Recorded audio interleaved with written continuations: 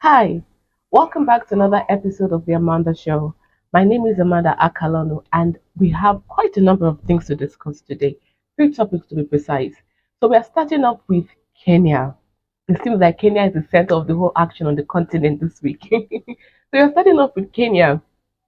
After a very long time, Kenya has finally deployed its police force to the country of Haiti. The idea is they're trying to bring stability to the country that has been wrecked by gang violence. From Kenya, we will be moving to the whole continent in general. So the news came out this week that the United States of America is looking to set up another military base in Africa. In fact, the rumor is they may also bring the headquarters of AFRICOM, that is Africa Command, is currently headquartered in Germany. But the news is they may also bring the headquarters of AFRICOM to the beautiful continent. Now, currently, there are a number of countries that are being considered. There have been reports of Ghana, Benin, Cote d'Ivoire, and Botswana. So I want us to discuss the idea of setting up foreign military bases in general on the beautiful continent of Africa. And finally, our third conversation for today is only fitting that we end in Kenya. So the biggest news from the continent for like 2 weeks now has been the protest in Kenya. In the last episode of the Amanda Show, I discussed what's ongoing in the country. But right now that things have escalated, in fact, a lot of government facilities are on fire. I want us to discuss the role of the IMF in the situation. Thank you so much for joining me in this episode, and let's get talking. We begin with Kenya. After several controversies and back and forth, we have finally seen the deployment of Kenya's police. It's supposed to be 1,000, but I believe the first set of police that have been deployed to Haiti are 400 police officers. So 400 of them have touched down in the country finally. Now, I said finally because this has been really contested, not just in Kenya, but in Africa, and even with several human rights groups around the world. They have contested this. In fact, a court in Kenya actually ruled the deployment of these police forces as unconstitutional. So the question is, why did President William Ruto decide to go ahead with deploying Kenya's forces, even if the court ruled it's unconstitutional? Here's what I think. I believe that he's been under a lot of pressure to get this thing done. Remember that back in February, before the resignation of the Prime Minister of Haiti, I believe it's Ariel Henry, before his resignation, he was actually in Kenya. I believe he was supposed to come to Kenya, something like that. He was supposed to come to Kenya, or he was already in Kenya to see how he can speed up the forces deployed to his country. And when that didn't go down, when he had to resign, then Kenya had to pause it because Kenya said there has to be a government in power who is requesting for Kenya's forces to come into the country before they can deploy the troops. So there's been a lot of back and forth. A lot of people, myself included, think it wasn't a good idea. But William Ruto has gone ahead with it. So now that it has already happened, let's not be crying over spilled milk. The question now is, what are these people going to accomplish? It's not just Kenya. Kenya is leading the force, or is leading the coalition because it's different countries around the world. Barbados is there, Benin is there, quite a number of countries. Uh, Jamaica is there, quite a number of countries. So it's not just Kenya, but Kenya is leading it and bringing the most number of people or most number of forces on ground. Now that the project has already kicked off, the question is, what are they going to accomplish? The idea is they want to bring stability to the country and defeat the gangs that are wreaking havoc across Haiti. But this is not the first time that foreign troops are going into Haiti for peacekeeping missions. Back in 1994, I believe there were 25,000, is that 20 or 25,000 troops deployed? UN, also United Nations backed troops deployed, but this was with the Americans. 25,000 troops were deployed to Haiti. 25,000 troops did not get the job done. 10 years later, in 2004, 9,000 troops were deployed to Haiti, also United Nations backed. The 9,000 troops didn't get the job done. So how is it now that 3,000 troops, which is supposed to be the total number of the forces that are being deployed when everyone hits the country, how can 3,000 troops then get the job done? You see where I'm going with this? If 25,000 did not fix the problem in 1994, that this year makes it 30 years, 9,000 did not fix the job. How can 3,000 fix the job? In fact, I believe the United Nations more recently, they said that, oh, 3,000 is not going to fix the job. They need like 5,000 troops now. You see the issue? The problem with Haiti is not the root cause of the problem in Haiti is not the gang. As a matter of fact, the gang issue in Haiti is just an effect of the root cause. The root cause of the problem in Haiti is ceaseless foreign interventions. They just won't let the country be. They just won't let the country be. For several decades, maybe even centuries, Haiti has been battling foreign meddling with its economy, foreign meddling with its internal politics, foreign meddling with its military. I don't even think Haiti has a military. To the best of my knowledge, I believe that Haiti's military was at one point it was even disbanded, so they don't even have a military. All these things weaken a country. So you tell me, how is Haiti not supposed to have this branding of a failed state? How is Haiti not supposed to have this branding when outsiders keep disturbing the country? Let them be. The last foreign interventions, the last two, that's the 25,000 and also the 9,000, there were a lot of controversies that arose from it.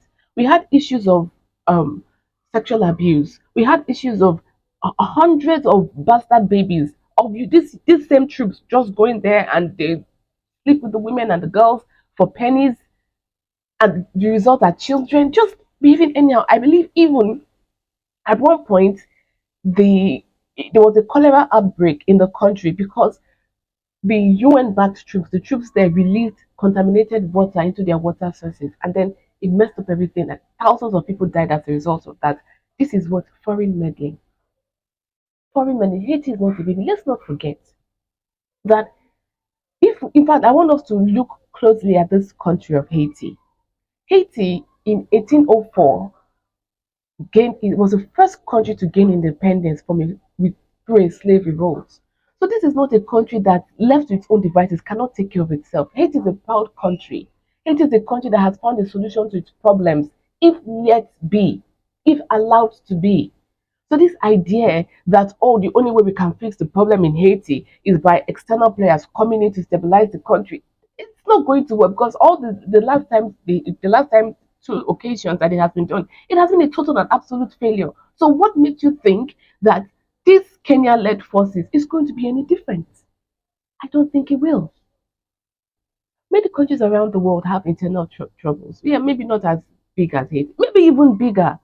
For example, you see the gang violence currently going on in different countries in Latin America. El Salvador is trying to bring it under control, but other than El Salvador, several other countries across Latin America they have issues with gang violence. Why are we not sending troops into these countries? Because in our hearts, and in the global community, in our consciousness, in the global community, we know that the best way for a country to deal with the situations is to be dealt with alone is to let them deal with their situations alone, like El Salvador is finally doing. Let them imagine if we had been sending foreign troops to El Salvador to bring things under control. It was just going to get worse. I really don't understand this thing. Haiti is not a baby. We don't own its paternal duties or parental duties. We don't own Haiti parental duties. So let them take the initiative to find solutions to their problems. This will not only at least keep their sovereignty, but it will also bring them together as a nation. It will also unite them as a nation, except there's something else that they're trying to do in Haiti that they're not telling us about. Because the common sense thing is to let Haiti be. You tell me, how can a country progress this way? When you don't have political stability, because as anyone wakes up and decides they can remove your president, they can put whoever they want it. So how can a country progress this way? When your economy is being controlled and manipulated from outside, how can a country progress this way? When issues that arise, you can which should trigger your collective brains to think of a solution to the issues currently besieging your nation, instead of the international community to let you be, they keep sending foreign interventions.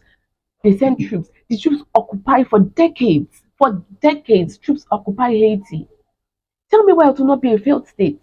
Haiti is not a failed state because of something that the people have done wrong per se. Haiti is a failed state because the international community just will not let it be. If we want the best for Haiti, everybody hands off. Everybody hands off. Don't get involved with their politics. Let them elect their leaders themselves. Let them decide their economy themselves. Let them decide their foreign policy themselves. Let them be.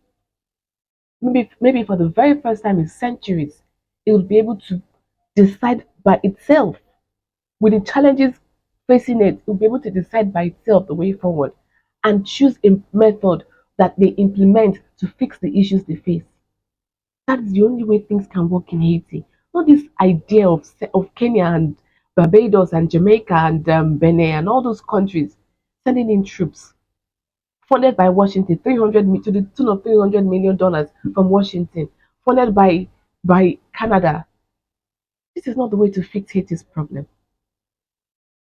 And I hope for the first time in centuries, the world will actually think and let it be. And with that, we come to the second topic for today. So, like I mentioned earlier, the United States is looking to set up new military bases across the continent. And countries that are being mentioned: Ghana, Cote d'Ivoire, Benin, and Botswana. And they're also thinking of, because the US African Command, that's AFRICOM, is headquartered in Germany. But they're now thinking of bringing the headquarters to somewhere within the continent. I believe this week, or was it last week, the chairman of the Joint Chiefs of Staff visited Botswana. Why? Because of this issue. They're looking to set up this new military base. Now, this is coming at the backdrop of what we have seen in Chad and Niger. You know, United States, they had their largest military drone base in the world was in Niger.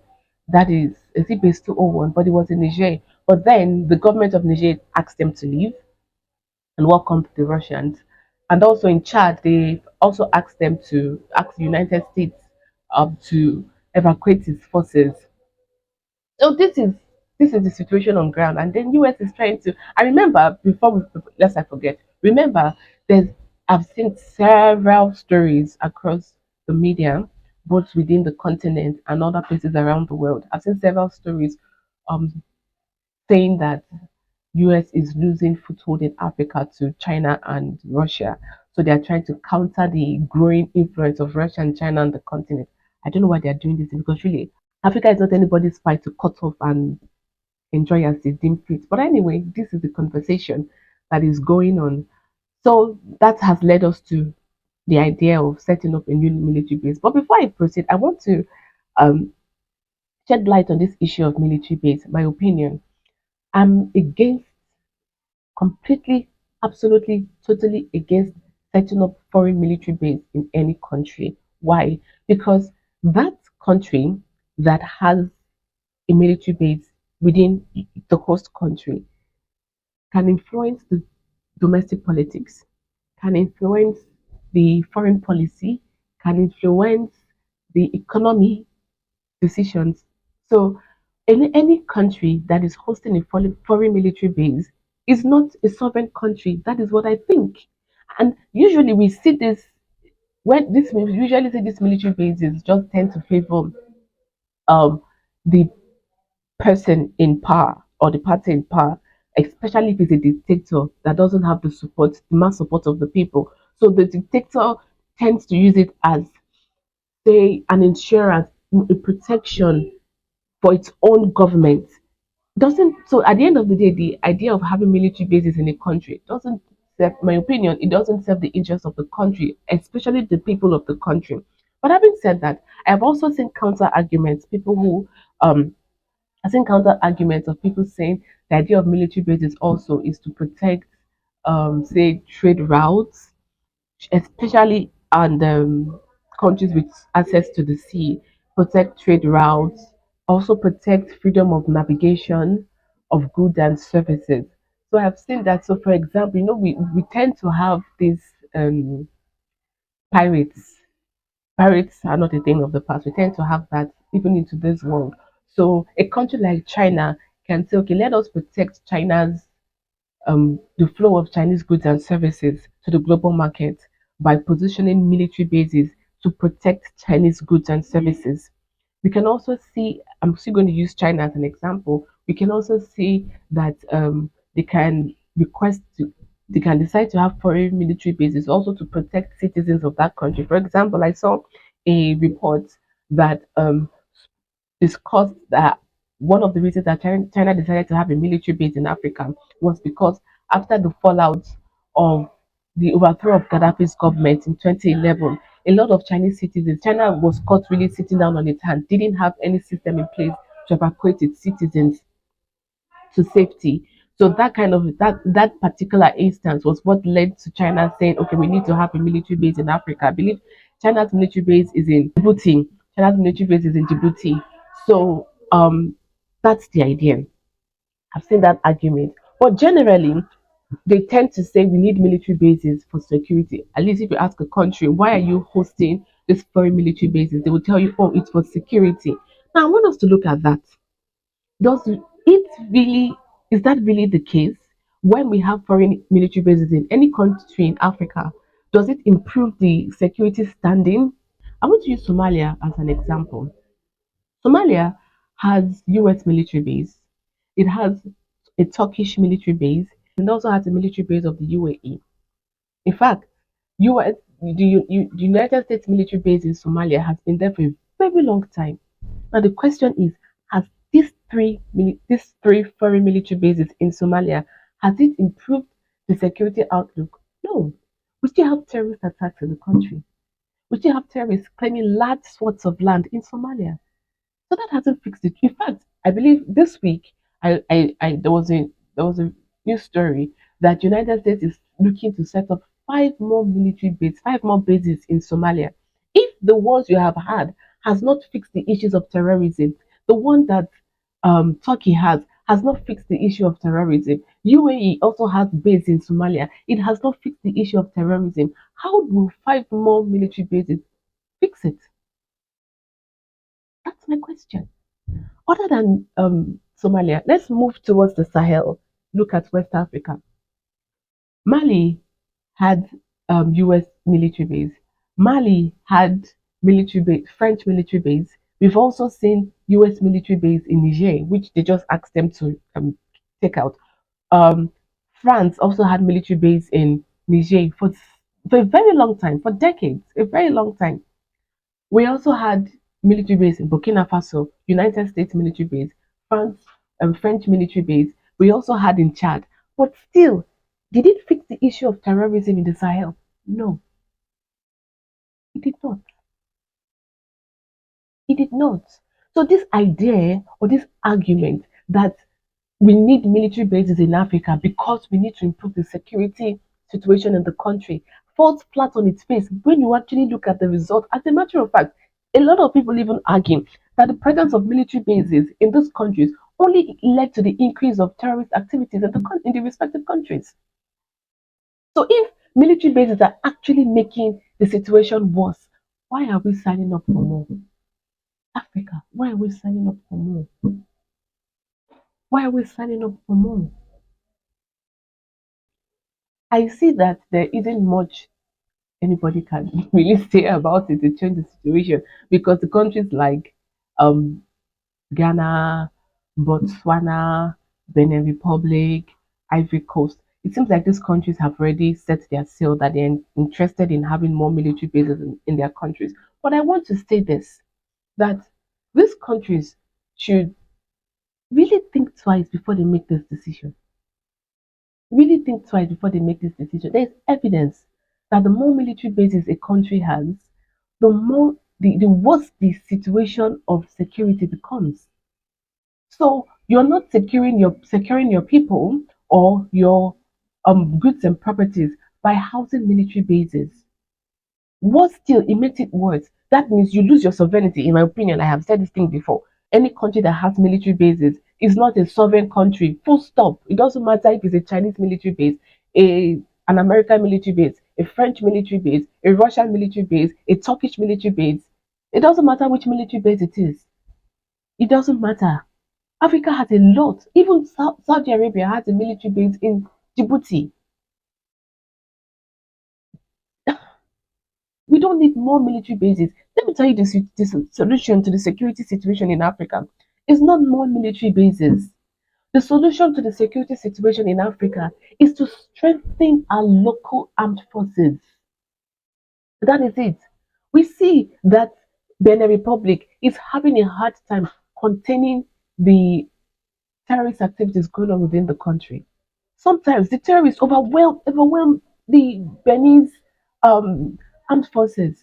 We've seen it in Nigeria. Sometimes the Nigerian military gains the upper hand and defeats the terrorists in certain areas. Some other times the terrorists gain the upper hand and defeats the Nigerian military. So our armed forces are weak.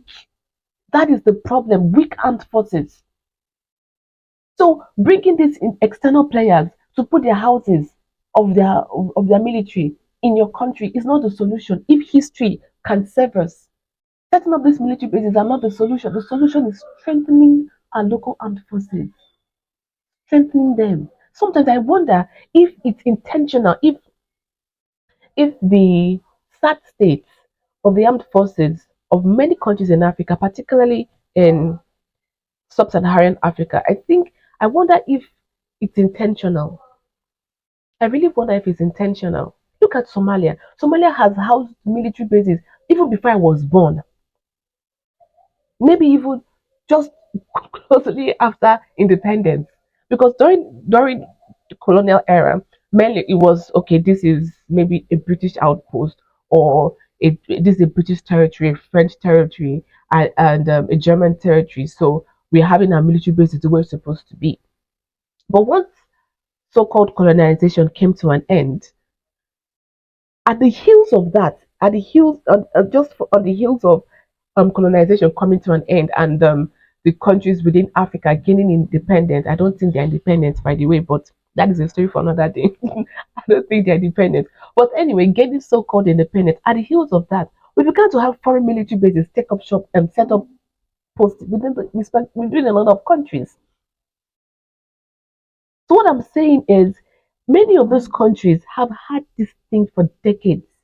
It has not improved the situation. Somalia has had this thing for decades, military base for decades. It has not improved the situation of Somalia. Neither has it made the armed forces strong. As if military bases equates to strong armed forces, because usually if it's an American military base, the soldiers the are supposed to also be training the local armed forces and police, blah blah blah.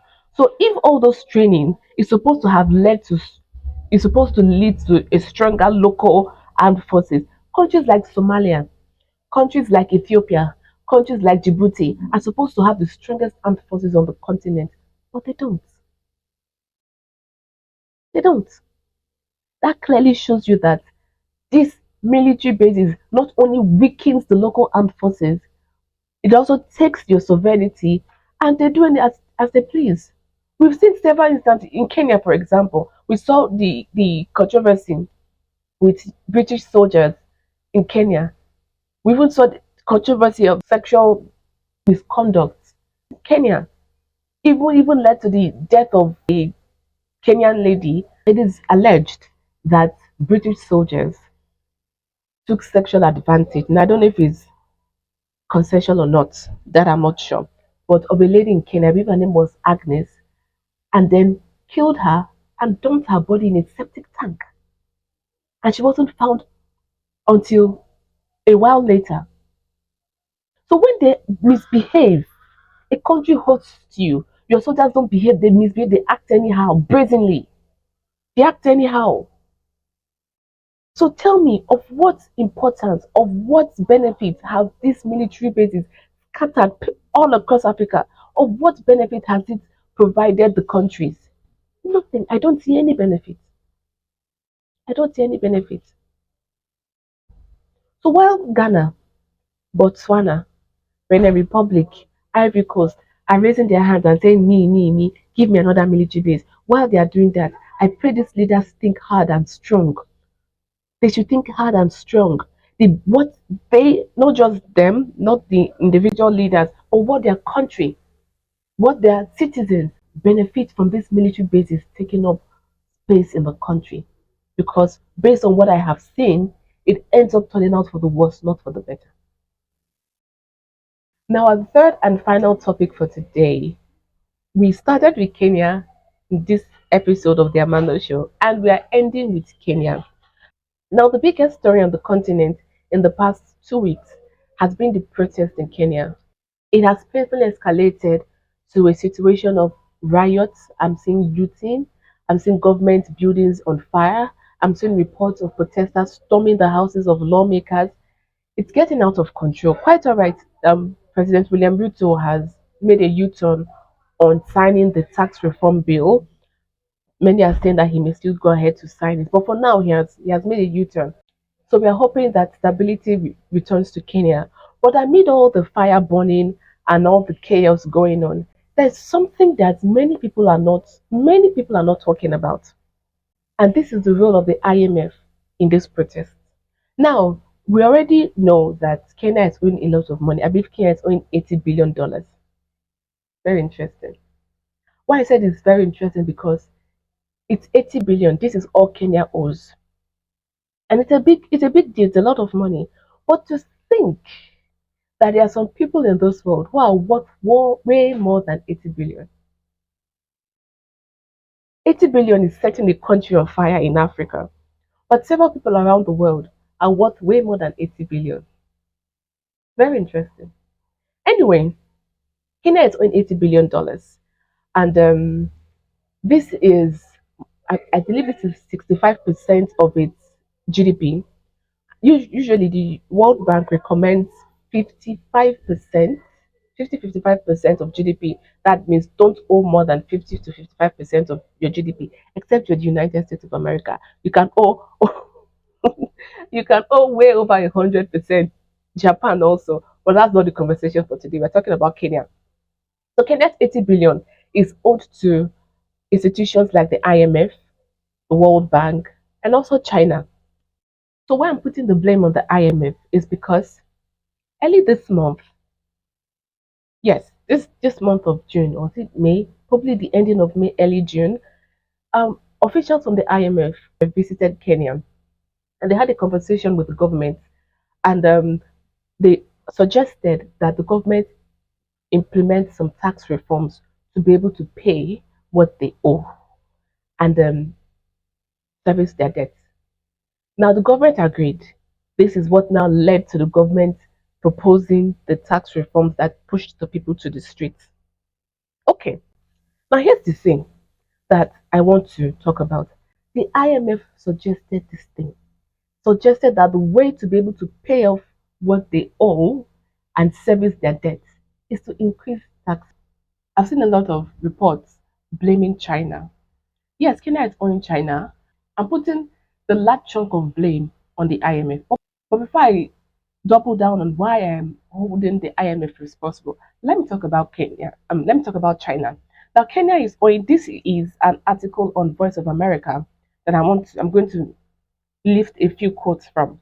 But I want to mention that Kenya is owing China $5.7 billion of its $80 billion owed. It's owing China $5.7 billion.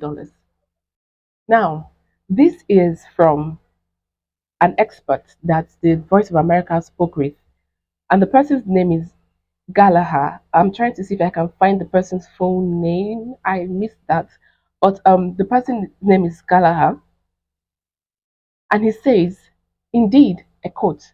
Indeed, the Kenyan case disproves accusations of debt trap diplomacy on the part of China.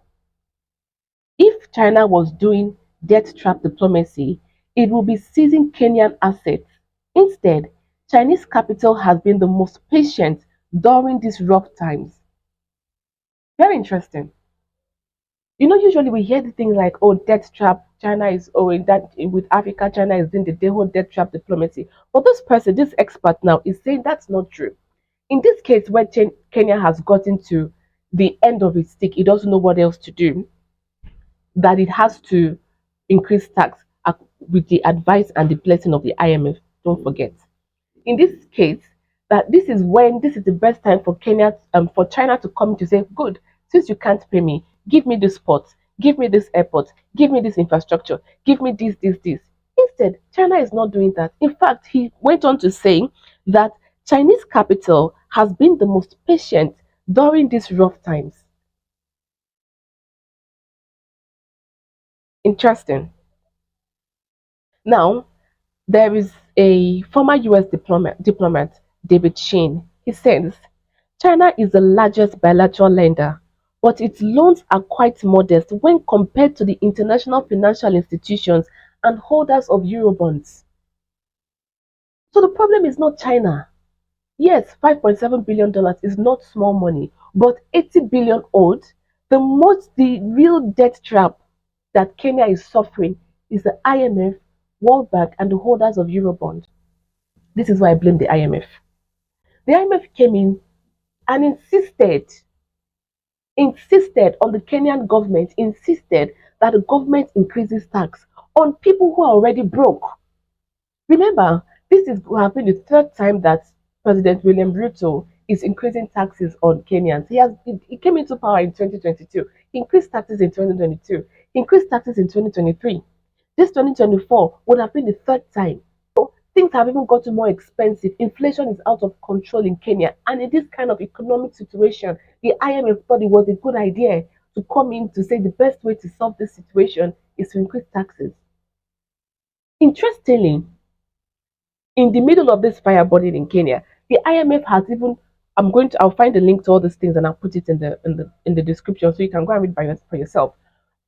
So in the middle of all this fire that is burning in Kenya, the IMF has still come out to say that the government should follow through on increasing taxes, which makes you begin to wonder what is the role of the IMF? What is the job of the IMF? What is it supposed to do? What we believe is it's supposed to help countries, with funds to help them develop and to do this and that, so that the countries can stand and become stronger. I don't think so. I believe if you've read that book, Confessions of an Economic Hitman, I believe the IMF is an economic hitman. The IMF doesn't put out fires; it starts it. It starts fires. In this situation where people have died, Kenya is literally on fire. In this situation, the IMF said, don't change your mind on increasing those taxes or follow through on it. It reminds me of what happened in Nigeria and Angola. The IMF came and told us in Nigeria that we need to remove fuel subsidies. Now, if you know anything about an economy, for economy to grow and to blossom, you need access to energy, and not just energy, cheap energy. Cheap energy. The IMF insisted that Nigeria removed subsidies. Now the argument was that Nigeria was spending a lot of money on subsidy. That if you allow the people to pay for the fuel subsidy, by the way, not just any subsidy, fuel subsidy. So if you allow the people to pay the real market value of fuel, that money you save, you can then put it into other parts of the economy. At the same time, here's what I think is very, very striking. At the same time, the IMF insisted that Nigeria floats the currency, so Nigeria should stop doing capital controls. Now, you can float a currency if you have a means of earning dollars, because the whole world we do transaction in dollars. So if you have a means of earning dollars, you can say, okay, we're not going to do that much capital control, right? But Nigeria and like most other African nations rely on imports. We're not really exporting finished goods. Most of countries in Africa, they just export raw materials. So that even at that situation, you're not going to be earning enough dollars to be able to continue your economic activities with, within the country and outside of the country. But the IMF insisted. Nigeria floated the naira. Nigeria removed subsidies, plunged the country into an economic mayhem. It completely, as we speak, it completely desecrated Nigeria's economy. It made it a joke. Nigeria was the number one economy in Africa, even as at 2015, 2014, 2015, before the last administration and this administration. Nigeria was well over $500 billion. It was projected to hit $1 trillion in a short time. GDP, by the way. But the IMF came in and did this. As we speak, Nigeria is number four economy, the fourth economy in Africa from number one. Why? And it went from over 500 billion. Nigeria is sitting at 400 and something billion GDP now. Why? How this IMF advice? I don't understand how at this point leaders of African countries have not realized that the IMF is not set up to benefit you. I don't understand how at this point African leaders have not realized that the IMF is not set up to benefit you. The IMF is set up to keep you poor. Because then if you're making an argument that is not set up to keep you poor, help me explain the kind of policies they champion in Africa. The only thing that the government is doing is to make energy cheap because the cheaper energy is, the more economic activities it encourages within the country. But when energy becomes expensive, it's it stalls the economy activity. Look at what's going on in Germany. Ever since they cut themselves off of cheap Russian gas, the prices of doing business in Germany has skyrocketed. Then imagine a country like, and this is Germany that has a lot of exports, like cars and the rest of them. Then imagine countries in Africa that don't have exports, they rely on imports. Why do they even rely on imports? Because of conditionalities the IMF imposed on them before taking loans. Those conditionalities the IMF imposed on them before taking loans that has made many African countries reliant on imports. Now the IMF has set Kenya on fire and is still telling the Kenyan government to continue with the policy of increasing taxes, even when the country is burning. You tell me the IMF is set up for your good. Don't deceive yourself. So the question now becomes, what can President William Ruto and his government do about the situation in Kenya? If not, because he's saying that the only way that they can earn revenue is by increasing taxes. And I'm saying, no, that's not the only way. But the question is, what can they do? Number one, reduce the cost of governance. I have said this in the last episode I did when President William Ruto went to South Korea. I mentioned that all these foreign trips cost a lot of money. They are not cheap. Reduce the cost of governance. Reduce the size of the parliament. Right now, you are trying to squeeze money. Reduce the size of parliament. That is one thing they can do. And the IMF knows it. The IMF knows it, but they will not suggest it. But there's something else I want to read to you. This is also from an article from Voice of America, and it's talking about what the UN Secretary General Antonio Guterres, what he said about back in April. He mentioned something about all these developing nations owing institutions like the IMF, the World Bank, and the rest of them. He said something. He said the world cannot afford to continue throwing developing countries' plans and futures onto a raging bonfire of debt. They said that around 40% of the world's population now live in countries that spend more on interest payments than on health or education. What is he saying? About 40% of the world's population and many of them in Africa, are living in countries that are spending more servicing debts, servicing money that you owe, compared to spending it on building, whether it's education or whether it's health, or even building their respective countries in general. This thing is not sustainable. This thing is not sustainable. Sometimes in a year, a country, particularly in Africa, they spend all they earn that year servicing debt. At the end of the day, there's nothing left to take care of the issues in the country. What do they then do? They go to take another debt. They go to take another loan. This cycle is not sustainable. It's not sustainable. I'm advocating that at this point, Africans should say we are not paying anymore. We are not paying. Because remember that many of these African nations, as the colonizers were leaving the countries, many of them were already trapped before they could do 5 years of independence. Some of them quite early, they were already trapped in debt.